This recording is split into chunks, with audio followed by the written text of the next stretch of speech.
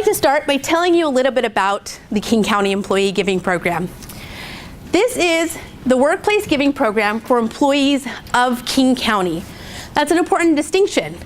We sometimes get confused with the King County CFC. That is the combined federal campaign, so federal employees who happen to work in the geographic bounds of King County. So there's a difference. We're all separate. All public sector campaigns are separate. I encourage you to check out all of their application processes. If you can do my application, you can do the state's application, and you will be prepared for the feds. In the spectrum of applications, the feds is the hardest and has the most eligibility requirements. Ours is in the middle as far as eligibility requirements, but ours is super easy. And then the state has the fewest eligibility requirements, and theirs is also super easy. So that's kind of the spectrum, if you will. We are governed by King County Code. What does that mean? Well, it means that we're an official part of workplace business. And that's important for a very specific reason. The Supreme Court has ruled that in the public sector, unlike the private sector, right? They can pick and choose. They can, they can do whatever they want. In the public sector, if you allow one nonprofit to solicit in your workplace, you have to allow others. You're allowed to have a process, and you're allowed to have standards, which we have, and we are that process.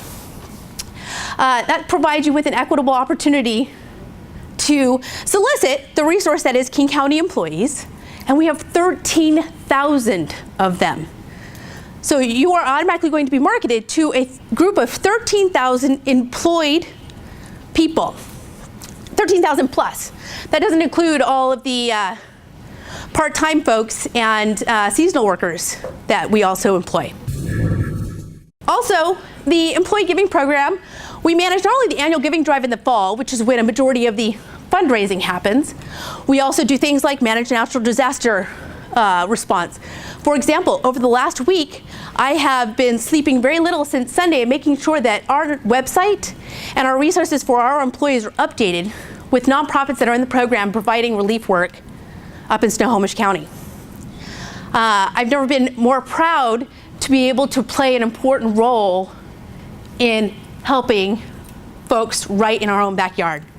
In fact, I talked to a volunteer yesterday, and I told him, I said, I feel kind of helpless, because I don't know how to do search and rescue.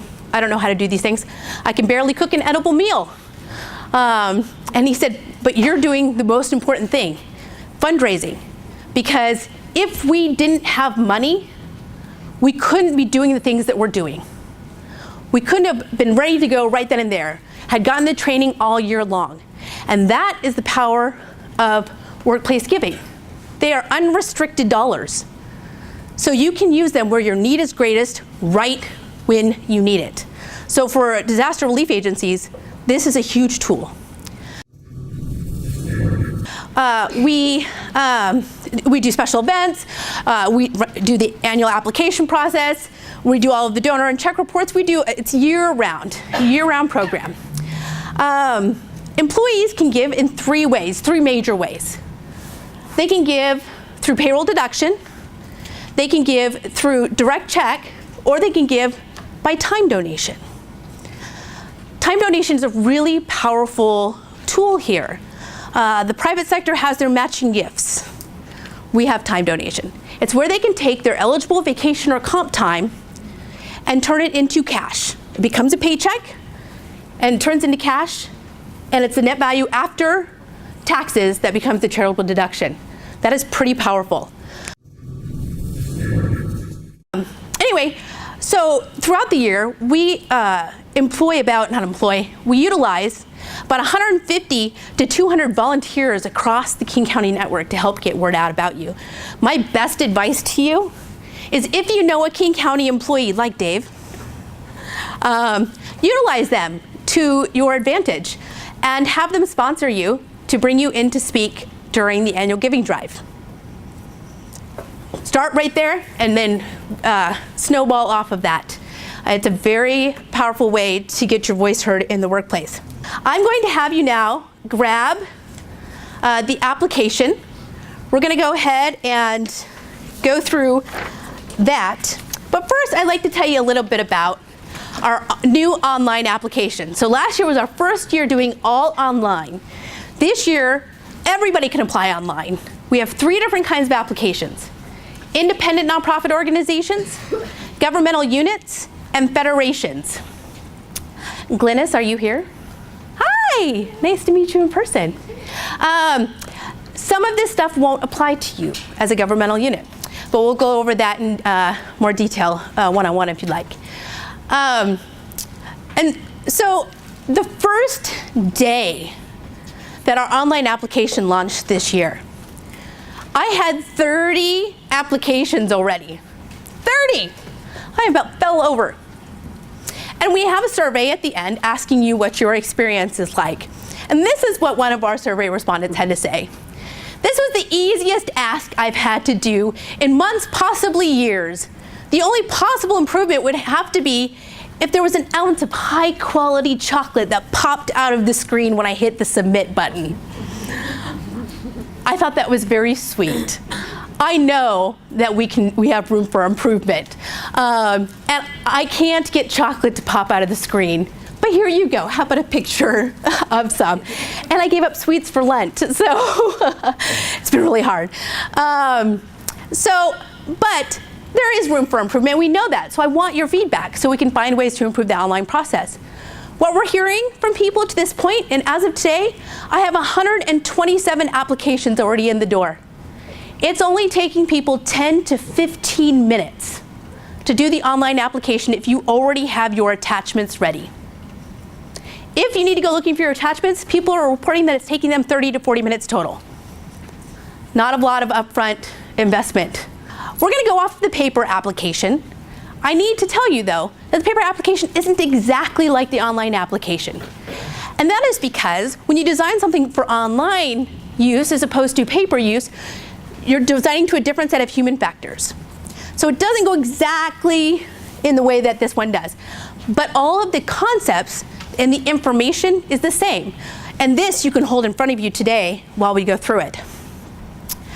So section 1, contact information. This is the information that I need from you for program use. Where am I going to mail the checks? Who am I going to call? What is your legal organization name? That is this information. There is one piece of information that gets left off the most in the contact portion, and that is your poor finance person. The person who processes your checks and donor reports needs to be on that application. Because then I spend the rest of the year getting emails from people, I've got this check or I've got this EFT, and I have no idea what it is for. And they've never seen anything from me. They don't even know who I am. The only reason they got my phone number is because we put it on the invoice number of the check so they know who to call when they get it. Because King County is a big agency, right? So please make sure that you add the contact person for finance to that portion of the application. The rest of it is pretty self-explanatory on contact info. Section 2, organizational information. Ask yourself, how would a potential donor look for you? What name would they look for? I think somebody from Lilo registered. Hi, you're a great example. I love you guys. But sometimes people can't find Lilo. If they list their name, their business name, or their marketing name as A, Legacy of Employment and Equality. Thank you. Anyway, their official name starts with A, but people don't look for Lilo starting with A. They look for Lilo starting with L. So skip the A. Think about that. How would my donor look for me? This is your marketing name. I understand that some people have a different DBA than they do their official name. A great example is Arts Fund. Arts Fund official name is Corporate Council of the Arts, but nobody would think to look for Arts Fund under Corporate Council of the Arts. So on this portion, I want your marketing info. And please, please proofread and spell check before you submit. I had a literacy organization submit a description that was horribly misspelled. Now, I'm saying that because if that then goes out to my employees, right, that sends the wrong message. And more importantly, they ask me, why did I do that? And I try to look through all of these to catch important things. But as of last year, there were 901 of you. And there's literally one of me. So I'm going to beg and ask and plead again to please proofread that before you submit it. Also, on this section, you get to choose your service categories, primary category of service, up to 3. Your number 1 choice should be your primary service category. This is very important. Sometimes folks choose the one that is just first in the alphabetical drop-down list, and that's not actually their primary category of service. And I've gotten some really funky placements of organizations in the wrong main category. And then, of course, employees call me, they're like, Janelle, did you know this animal organization's under women? Again, I try to catch that, but help me out. Number 1, make sure that one is your primary category of service. I actually heard somebody before we started that my service categories are different from some others. We are a smaller workplace giving program compared to the state and the feds, so they can use the full taxonomy code and have plenty of organizations to go under each one. Really, compared to them, we're small. The feds have, I think, 4,000 organizations, and the state has like 10,000. So with 900, the number that we have and the way that they're broken out seems to be a much better fit for the folks that are in our program. But we do change them. We do change them from time to time. I also recommend reading the instructions before you go online. Please be aware that on the final page before certifications, you will be uploading 3 documents, up to 3 documents. If you forget one of the required fields that has a red asterisk, and you go to click to the next page, it will bump out all of your documents and you'll have to re-upload them. So make sure that you've answered all of the required questions before moving forward, trying to save you some work. We have 12 requirements, 12 eligibility requirements to be in the King County Employee Giving Program. Now, just 3 years ago, we only had about 5. But those 5 were outdated. And so more organizations were actually getting denied. And we said there's a problem here. If nonprofit organizations are arbitrarily being denied based on outdated eligibility requirements, we need to fix the problem.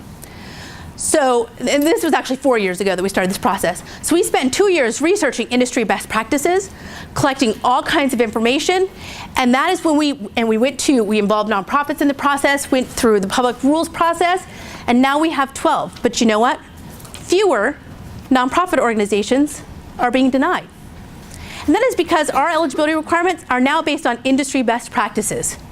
We are leading the way. The work we did on that is actually informing other workplace giving programs across the country. And so while our standards are high, the process is easy. We're not trying to make it more difficult.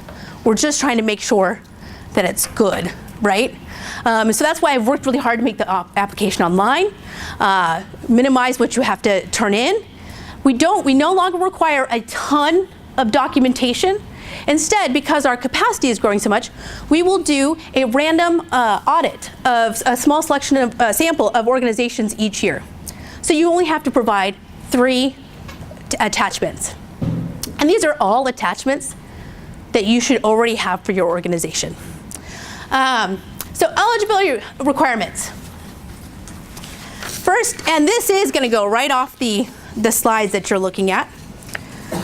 is that you are recognized as a 501c3 or a governmental unit of the state of Washington. You are currently registered with the Washington Secretary of State Charitable Solicitations Office in compliance with RCW 19.09.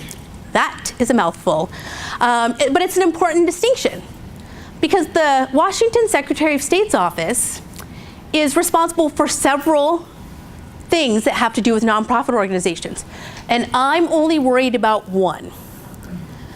For example, they also handle all incorporations for the state of Washington. So if you're actually based here in Washington, you have to register as a corporation, right, with them? But I don't care if you're a corporation in Washington. In fact, we have nonprofit organizations in Florida and DC and New York and Atlanta. We have nonprofits that are incorporated all over the place. With that being said, regardless of where you are incorporated, all nonprofit organizations that want to solicit in the state of Washington has to register with the Charitable Solicitations Program. And that's what we're looking for. I'm going to show you an example of the letter that we need as proof here coming up. And there's also an example on the website to help give you an idea. This is the attachment that gets messed up the most often. You must affirm adherence to or claim a legal exemption from our non-discrimination policy. You, and then of course, need to turn in and complete an on-time application.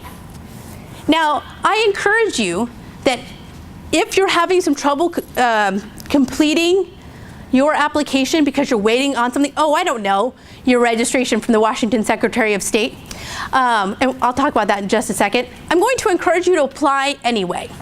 Here's why. If you are incomplete or late, you will automatically be denied. Okay? However, we offer an appeal period for people who applied on time.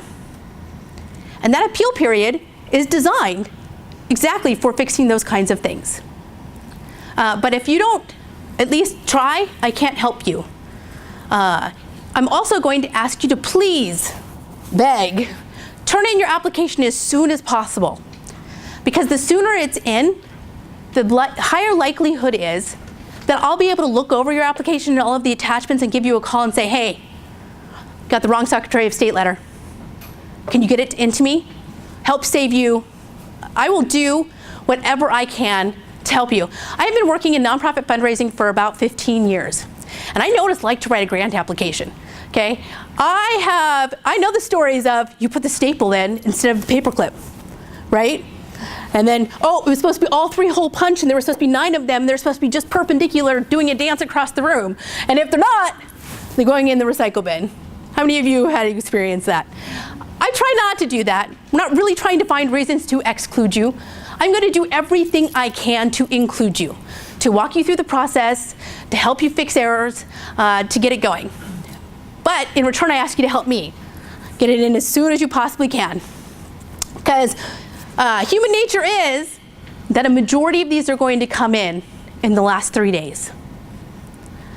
And that's a lot for me to have to go through and try to help people fix. So yes, Washington Secretary of State, I wanted to go back to that. I am aware that often the Washington Secretary of State Charitable Solicitations Office is behind in processing the annual renewals. If you are in that position, what I ask is that you send me a copy of the paperwork that you sent to them to renew your registration. And then when you get your letter from them, then you can send me a copy of the letter. Because then I know that you've done your part. And I also know that if you have to expedite it, they're going to charge you like an extra $75. I'm not worried about expediting it. I just need to know that you've done your part, and then as soon as you get it back from them, send it in to me. Also, you need to have been providing or conducting real services for at least the last 3 years. We often use your date of incorporation, so we will ask for your date of incorporation on the application. Now, some folks, though, their date of incorporation may not exactly line up with how long they've actually been providing real services. A prime example of that is somebody who has been using a fiscal sponsor for many years and just got their own 501c3. They've actually been doing their work for much longer than that. And you can prove that by showing us profit and loss statements, meeting minutes, information, annual reports, anything that shows us that you've been providing real services for at least 3 years. If you have your date of incorporation, I don't ask for that attachment, so it's only if that date of incorporation is going to cause you a problem. May I ask a question? Yes. Okay, so here's our example. We're an LLC consulting firm who converted to a 501c3 in July of 2012.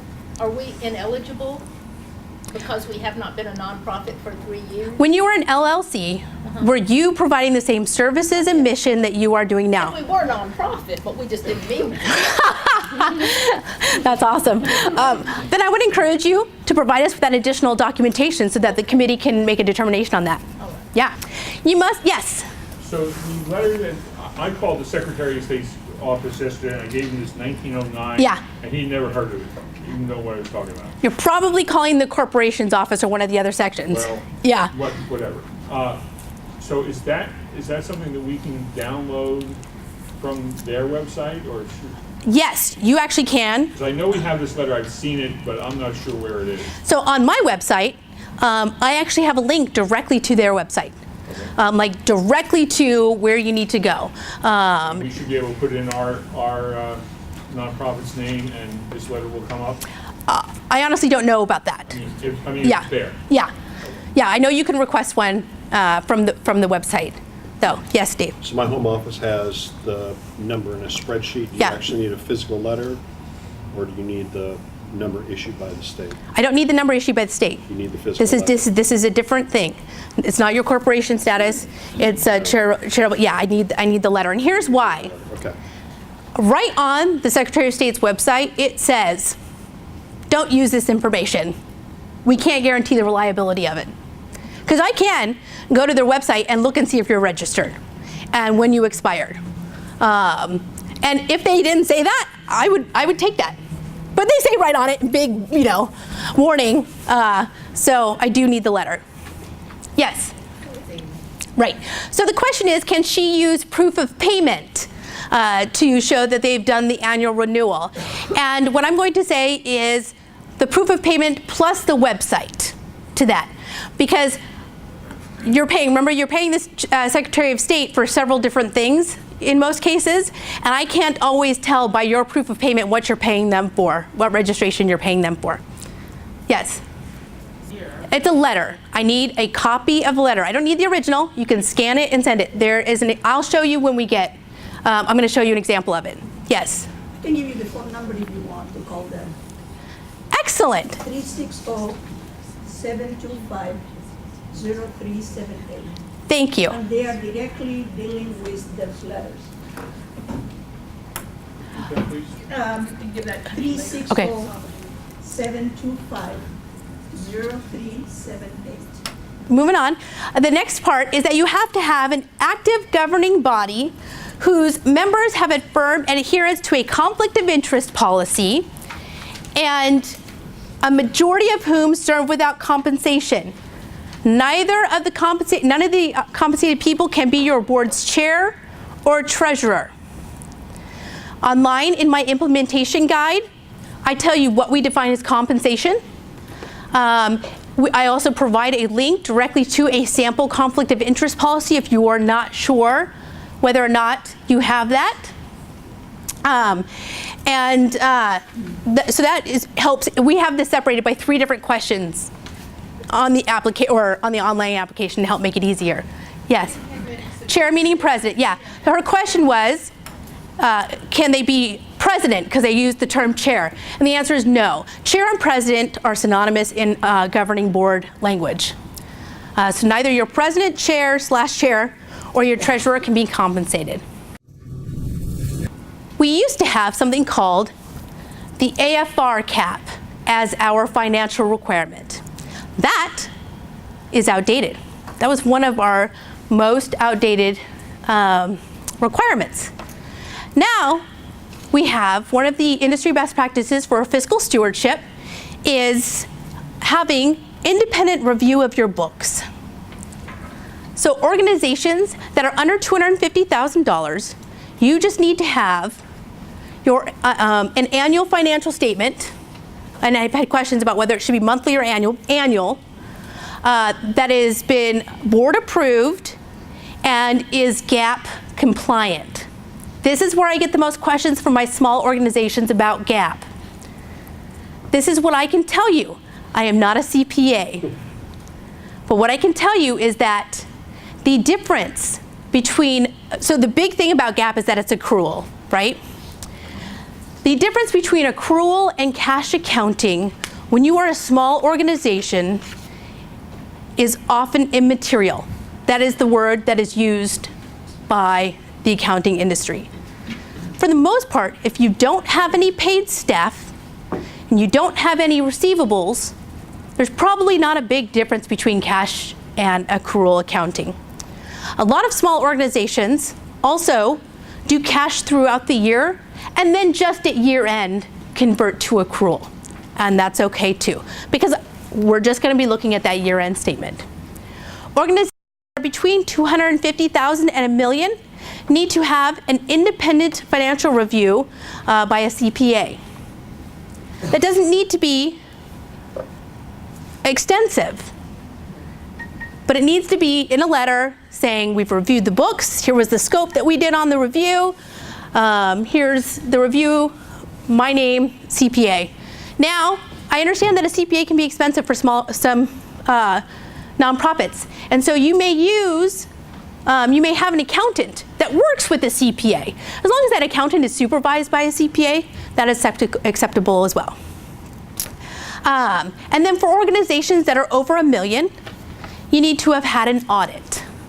And again, if you're one of the sample organizations, what we would look for is the cover letter and financial statements that go with that audit. Now, I am fully aware that a majority of you do not have your 2013 books done. That's okay. It doesn't have to be for the 2013 financial year. It can be for the 2012 financial year. It is your most recently completed financial statement. Or some organizations run on the fiscal year that is, what is it, June to July. So our requirement is that it ends within the 18 months preceding January 2014, so, or 13. Anyway, do you have any questions about that dating? Okay. Also, certifications are a part of the application process and eligibility requirements. And those are all listed in the paper format on the last page, but online in one screen. We don't ask you individual questions for those. The certifications are things like, I'm not going to sell your donor lists. If something changes about our status, we will inform you. If you ask for our documents, we will provide them. It is things like that. We only ask for 3 attachments. Here is a copy of your IRS tax determination letter. Now, I'm aware that these are, some of them, like 1924, I think I have for someone. They go back a long time. So the nice thing is once you come back, right? So this is just required for new organizations. Once you come back, you don't have to provide that to me again, because usually this doesn't change. So if we applied last year, we don't need to submit this? Correct. Yep. This is the only thing, this one right here is the only thing that all organizations have to resubmit. Your charitable solicitations letter. So this is what it looks like. There's 2 things that are going to tell you you have the right document. In the first paragraph, it says, Charitable Solicitations Act, RCW 19.09. And then in the second paragraph, there's going to be an expiration date. That expiration date has to be after the application due date, April 25th, 2014. So this is the letter that I was referring to. I'm going to guess that if you get a postcard that you may be exempt from registering with the Washington Secretary of State Charitable Solicitations Office. There are some organizations that are exempt. For example, if you are all volunteer and have under $50,000 in revenue for the year, and there's a couple of other things, you're probably exempt, and that's okay, you can be exempt. Also faith-based organizations are exempt.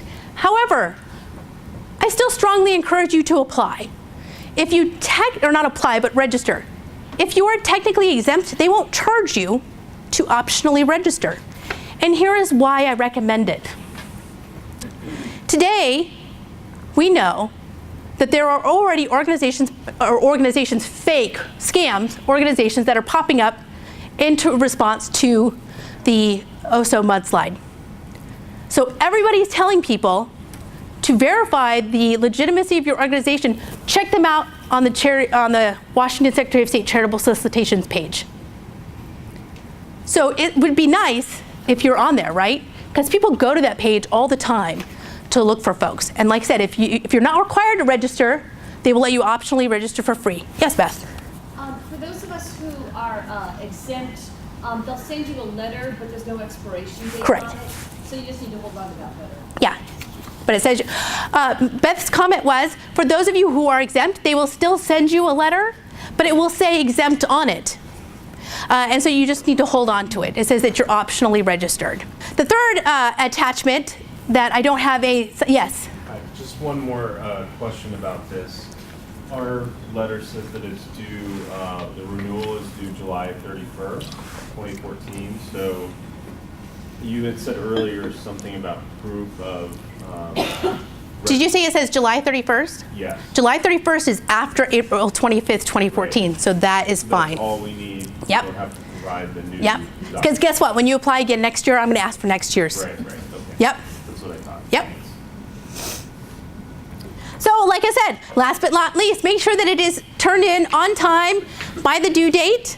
I do ask that, yes? What's the third attachment? Oh, the third, thank you.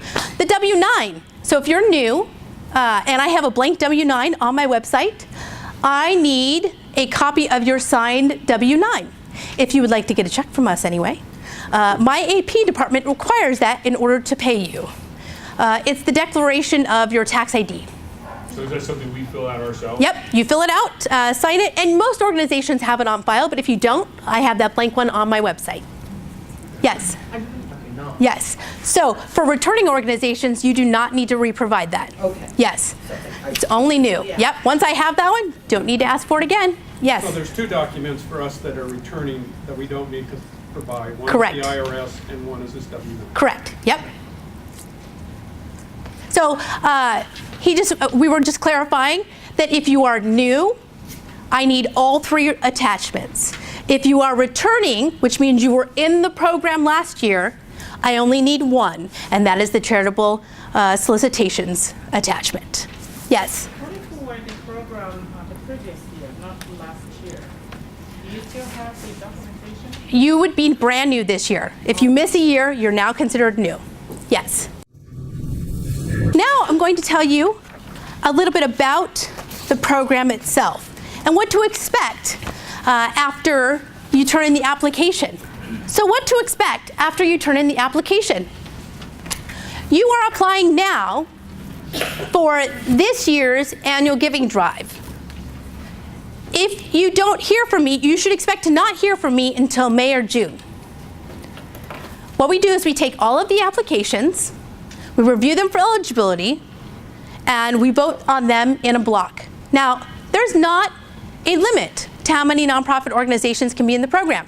If you apply and meet all of the eligibility requirements, you are in the program. It is not competitive.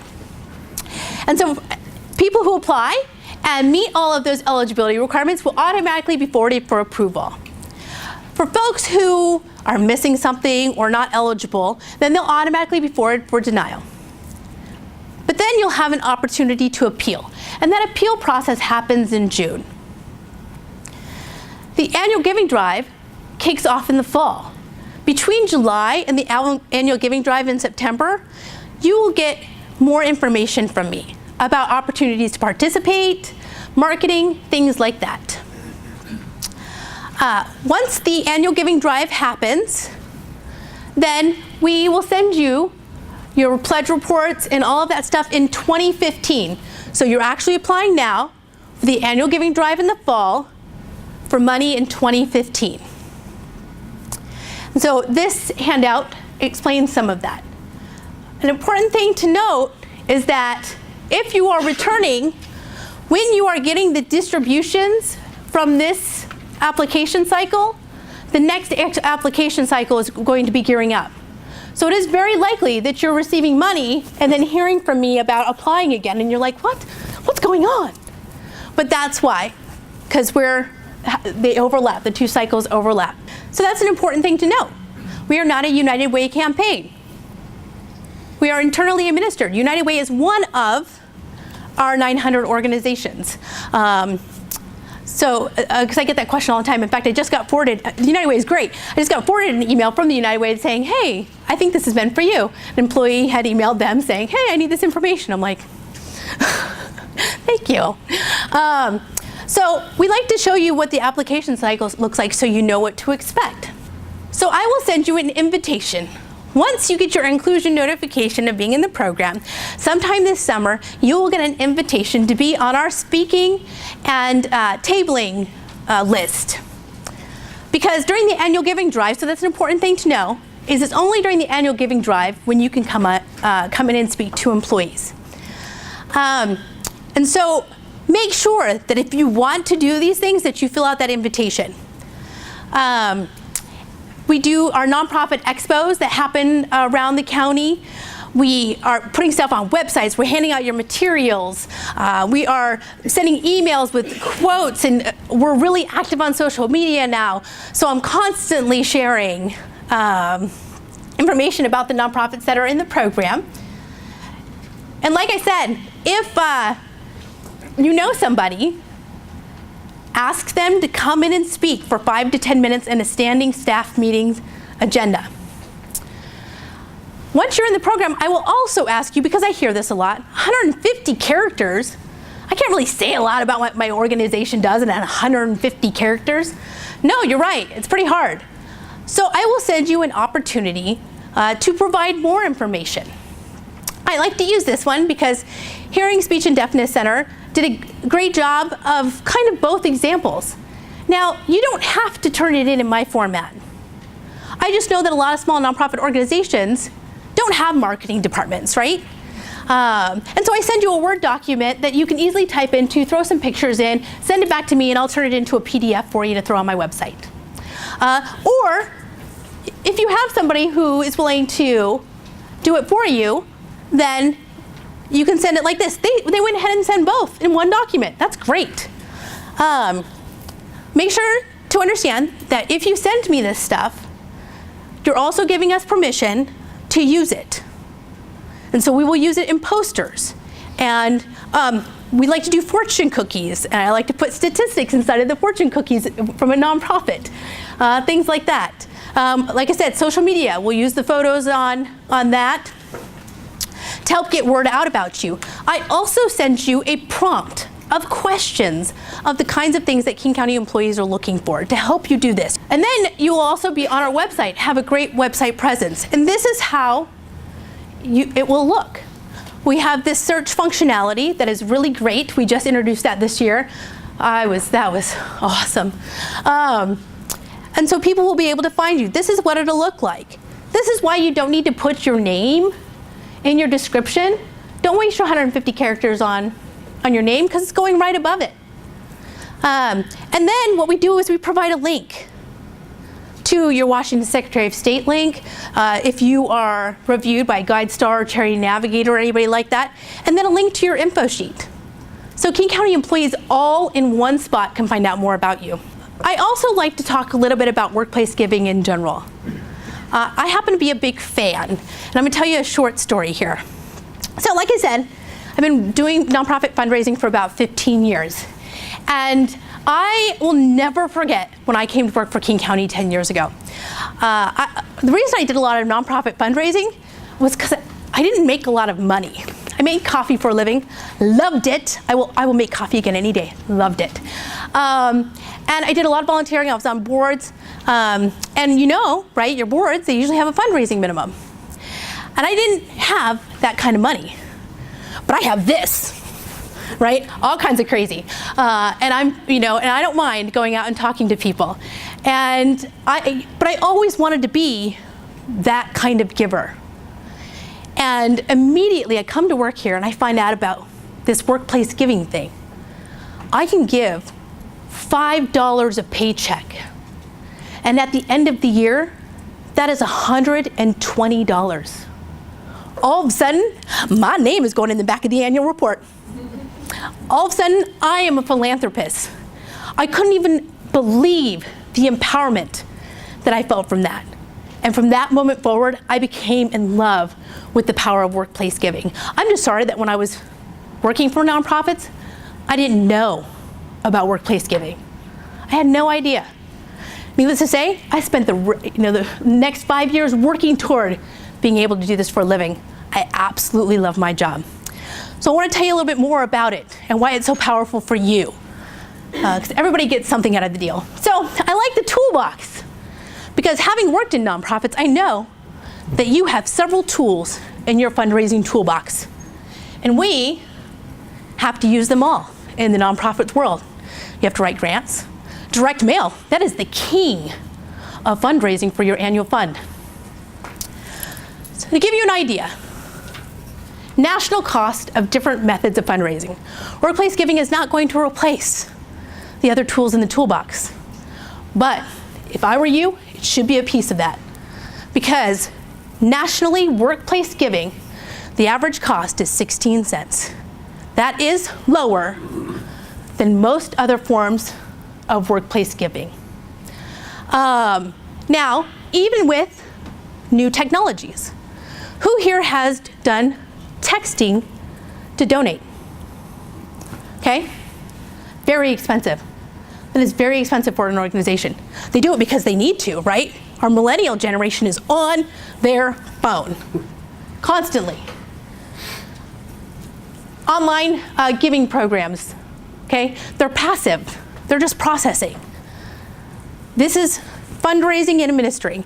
Now, I know that they caution you against comparing apples to oranges. And it is hard, right? Because these are national statistics. But we know that we're losing money when we try to get a new donor through direct mail. And almost all of those fundraising costs you money up front. The workplace giving national average is 16 cents. This is a very current number.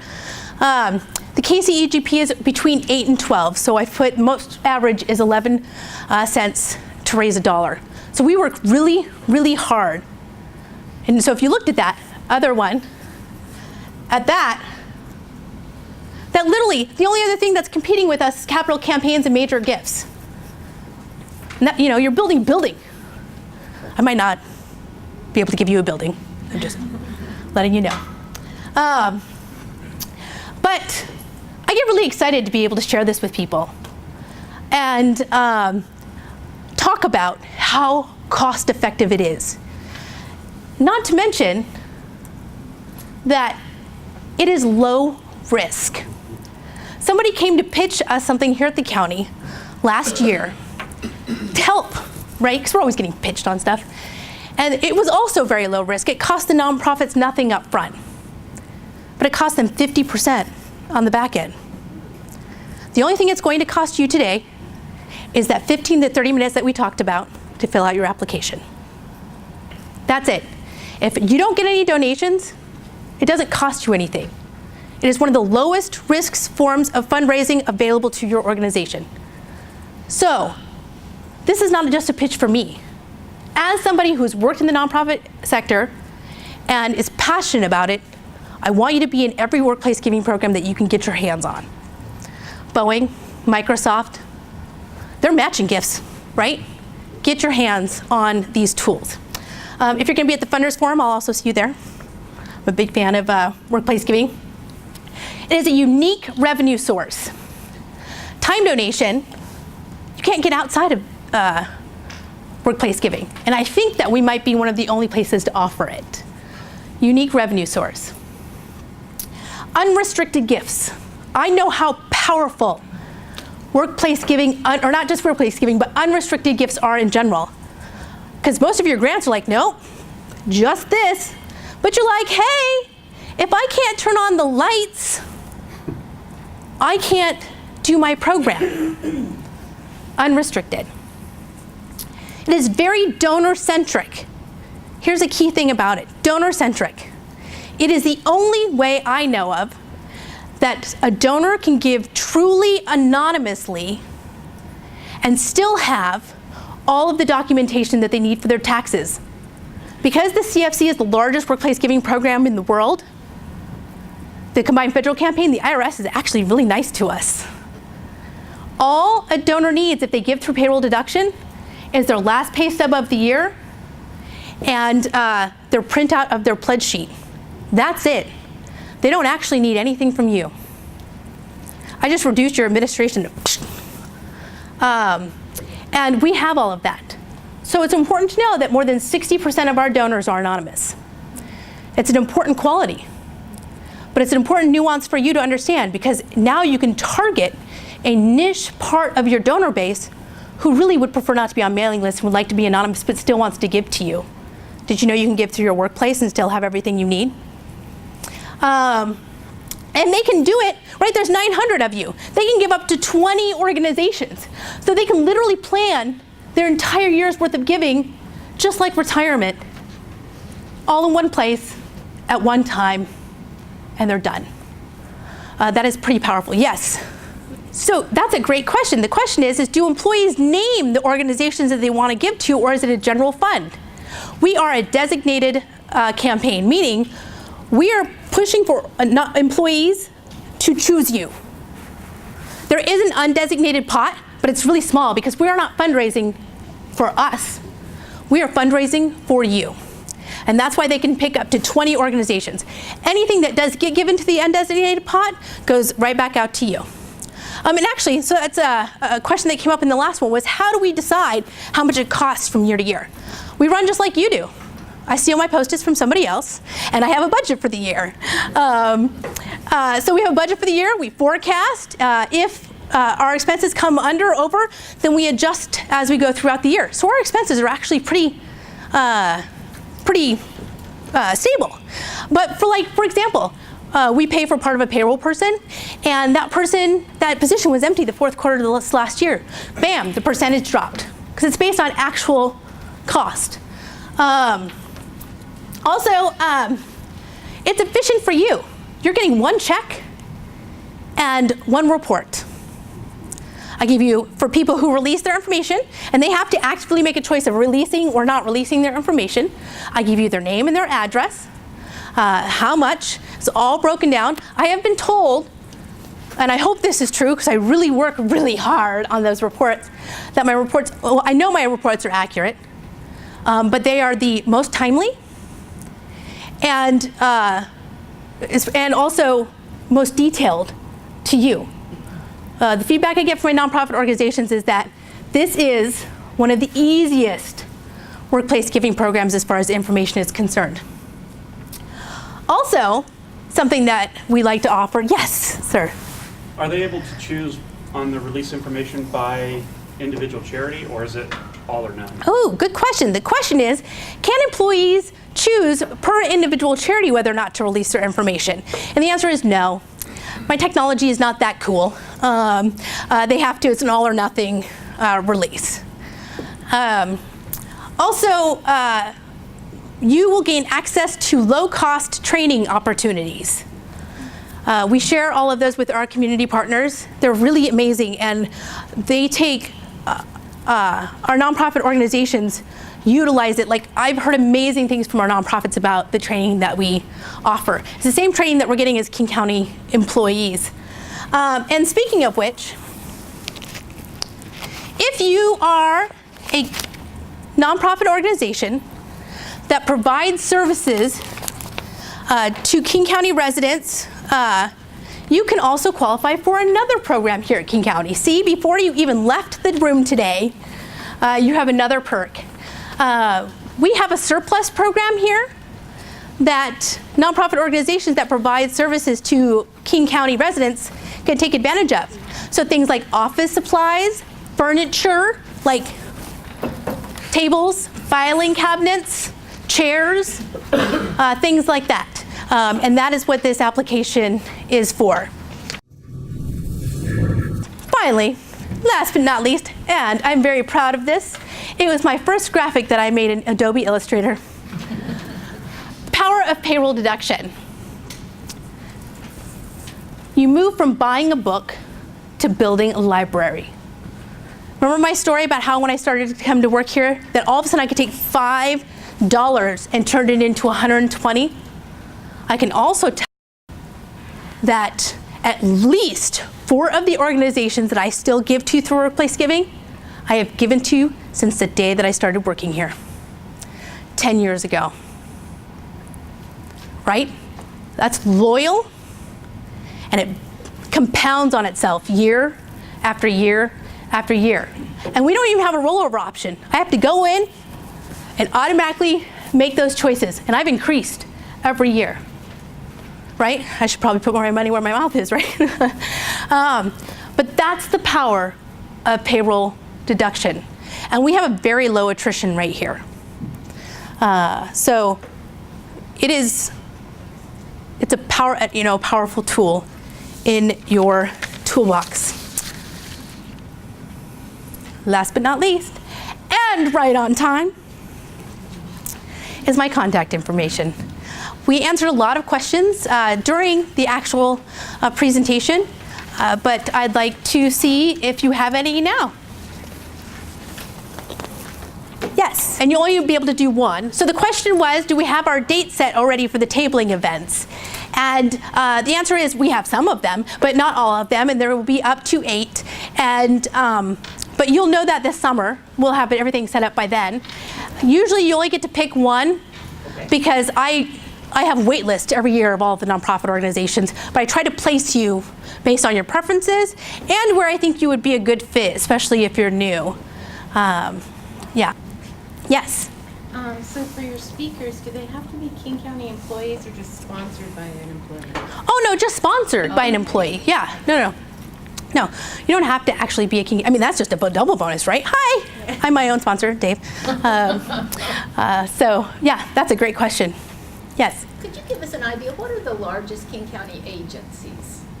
Oh, transit is the largest.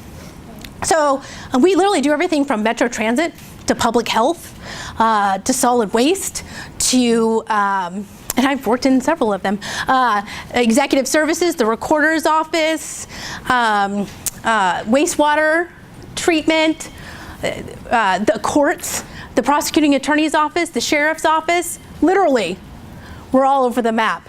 The largest ones, though, are Department of Transportation, the Sheriff's Office, Department of Executive Services, Department of Adult and Juvenile Detention, which is the, oh yeah, our poor jail guards. They can't get out to come see us, so we send them stuff. Yeah. Yes. Yeah. The question was, is there just a general human services category? And the answer is no. But talk to me, and we'll talk about where your best fit is. Yes? So, every organization, at your year end, you should be doing a financial statement for your books for the year. It's often what you utilize to prepare your IRS 990. That is the financial statement that I'm referring to. Yes. The question is what is the financial statement? Yes. Yeah. So you just have to have that available for them to look at, but you don't have to send you a copy. The question is, do I have to actually give that financial statement to you, or do I just have to have it available if you ask for it? And the answer is you just have to have it available if I ask for it. Yes? Are any or all of these materials available electronically? They're all available electronically, yeah, on the website. Yeah. Could you give an the names of the websites for the CFC and then the Washington State annual giving? Yes, so I have sent out emails with links to them, Okay. and they are also, I believe, on my website. But I can tell you that if you Google Washington State Combined Fund Drive, it comes right up. Or if you Google King County Combined Federal Campaign, it also comes right up. Great. Great. All right. Well, then I want to say thank you so much for coming today. And again, if you want to hang out and talk to either me or Judy about the King County workplace, or take this opportunity to network with each other, how often do you all get in the same room? Compare notes. And I also have some more committee members coming in as well. Thank you so much.